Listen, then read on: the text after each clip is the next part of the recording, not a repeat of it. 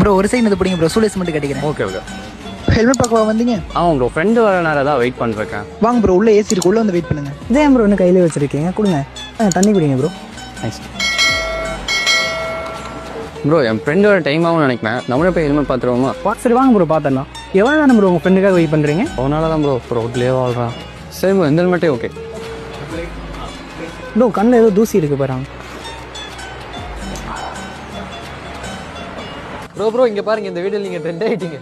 அன்னைக்கு ஒரு நாள் நம்ம கடைக்கு வெளியே ஒரு பையன் விளக்கமாரோட சோகமா நின்று இருந்தான். என்னடா தம்பி ஆச்சுன்னு கேட்கும்போது, இஎம்ஐல பைக் வாங்கிட்டேனே, ஆனா ஹெல்மெட் வாங்க காசு இல்ல, எல்லா போலீஸும் புடிச்சிட்டே இருக்காங்க அப்படின்னு ரொம்பவே சோகமா சொன்னான். சரி நம்ம தம்பி டயர்டா இருந்தனால அவனுக்கு கொஞ்சம் தண்ணியை கொடுத்துட்டு, உனக்கு எந்த ஹெல்மெட் வேணுமோ அதை எடுத்துக்கடான்னு சொல்லிட்டோம். ஃபைனலா அவனுக்கு பிடிச்ச ஹெல்மெட் ஒன்று எடுத்துட்டான். அண்ட் லாஸ்ட்ல எங்கடா தம்பி வாழ்ற அப்படின்னு கேட்கும்போது, ரோட்லேயே வாழ்கிறான். தம்பிக்கு பிடிச்ச ஹெல்மெட்டை கொடுத்ததுமே சந்தோஷத்துல தம்பி ரொம்பவே அழுக ஆரம்பிச்சிட்டான். இந்த மாதிரி நிறைய பசங்களோட வாழ்க்கையை நாங்க மாத்தணும்னு நினைக்கிறோம். உங்க ஃப்ரெண்ட்ஸ் யாரும் இந்த மாதிரி கஷ்டப்பட்டு